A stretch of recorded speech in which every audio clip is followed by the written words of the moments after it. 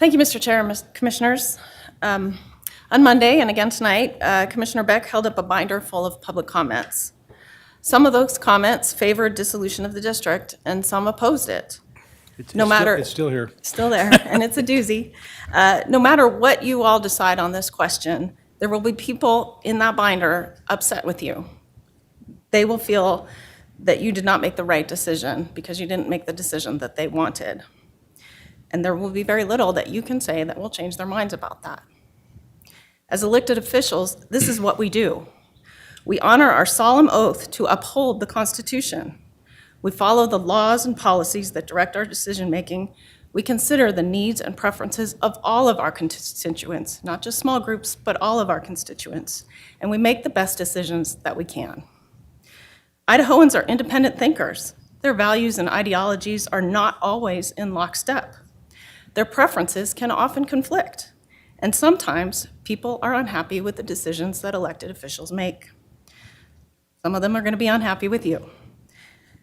This does not mean that you did not conduct a good process, that you did not hear their concerns, deliberate thoughtfully, and consider what the law requires of you.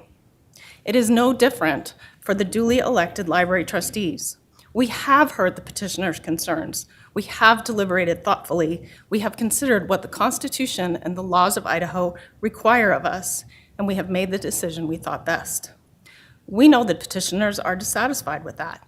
And after more than a year of discussions, including individual meetings that Mr. Hahn conveniently forgot to mention, it seems there is little else that we can say or that the petitioners can say without repeating things we have already said. Like you, we are accountable for our decisions to the voters, and that is the straightforward remedy for the petitioners to pursue. Instead, they have proposed this convoluted, loopy scheme.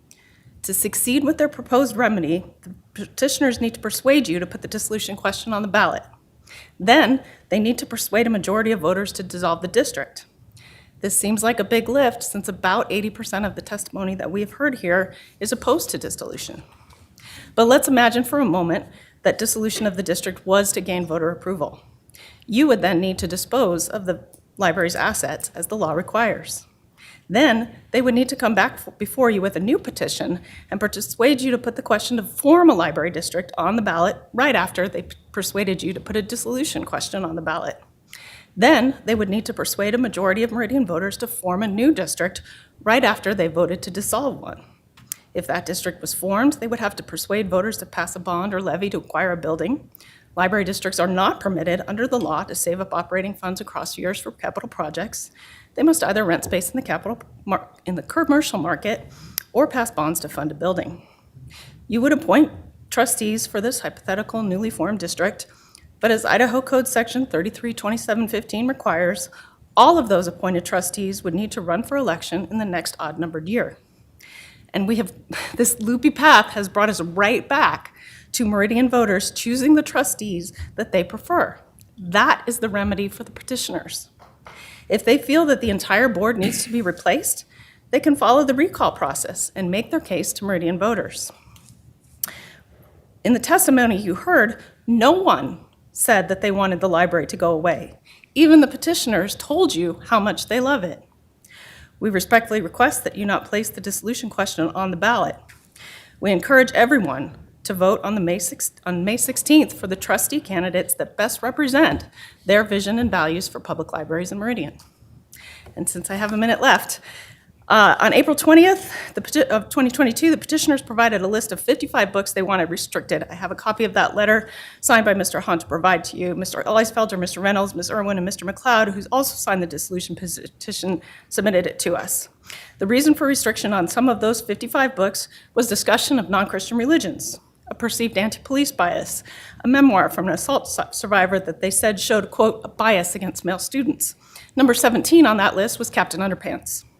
For 18 of the 55 books, no reason at all was given. Apparently, we were supposed to restrict access just because they said so. We know that the books with sex-related passages are just the beginning. They will continue to demand restrictions of any books that don't fit with their specific worldview and ideology, and we know that because they told us so. Thank you.